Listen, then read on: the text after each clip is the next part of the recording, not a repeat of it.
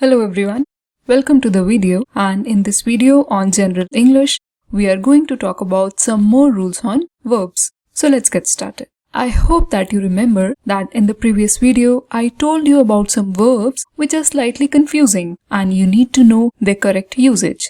So today, I am going to discuss some examples and some sentences which will further clarify the correct usage of those verbs. So let's start the video and we'll just look at the first verb, which was accept. So you have a sentence over here which says, the prince has accepted your invitation.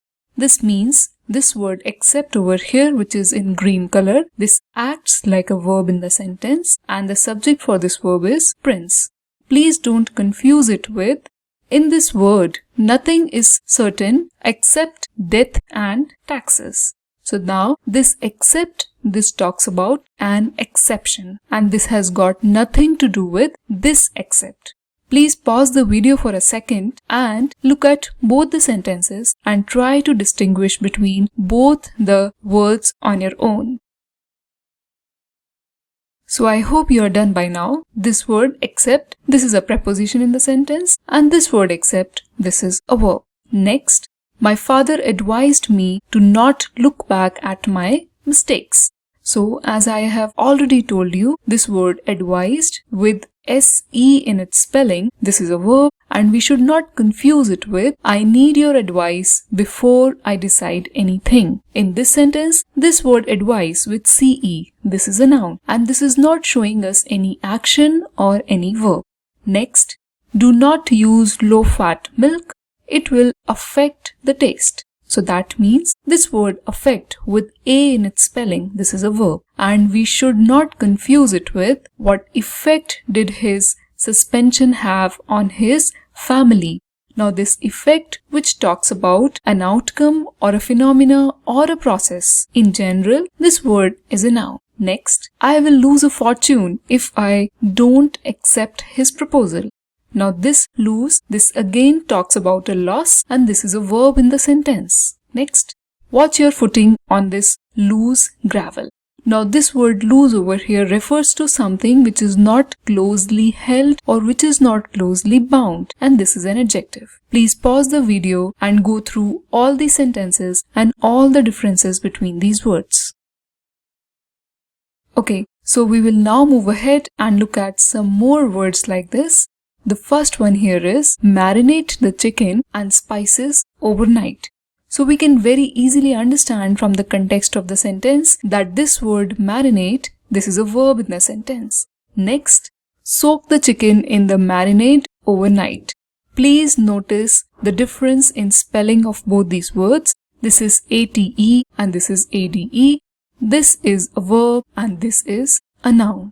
Next, you have passed the deadline.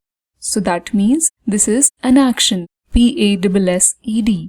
Don't confuse it with the past year has been difficult for farmers. So I am assuming that since you have already done adjectives, you can very easily understand that year is a noun and this is telling you something about the noun. So this is an adjective. Please notice the difference in spellings also. The next sentence is, shall I practice my handwriting? Now you are talking about an action. So this word practice with SE, this is a verb and practice makes a man perfect. This word with CE, this is a noun. Next, he is licensed to kill. Again the same thing like we did in advise and practice. Similarly, since here we have SE in the spelling, this is a verb, and do you have a valid license to kill? This word, it has a CE in its spelling, so this is a noun. Please pause the video and go through these sentences as well. So I hope that you have taken note of all these words and the sentences and their respective parts of speech. So we will now move ahead and talk about another rule, which is the sixth rule in verbs, and which says, a modal verb is a type of auxiliary verb which is used to express ideas such as ability, possibility, permission, and obligation. The modal auxiliary verbs are can, could, may, must, might, ought to, shall, should, will, and would. So that means using a modal verb in a sentence, you can convey any of these situations. You can talk about ability of a person, the possibility of an event, permission given to someone, and or obligation. Okay, and you have to take use of all these words whenever you want to convey any of these situations. So we will look at the examples. Sana can eat a lot of pies. So this sentence is telling us the ability of this person to eat pies. Okay, the purpose of can is to show ability. Next, Sana might eat that pie before her mother comes. So now this sentence is telling us the uncertainty or the possibility of an event. She might eat or she might not eat. Anything may happen. So this might is telling you the possibility. Next, you may eat as many pies as you like. So this sounds more like a permission given to someone. Okay, I am saying may when I am trying to convey or when I am giving you some sort of permission. Next, it's during our darkest moments that we must, should or ought to focus to see the light.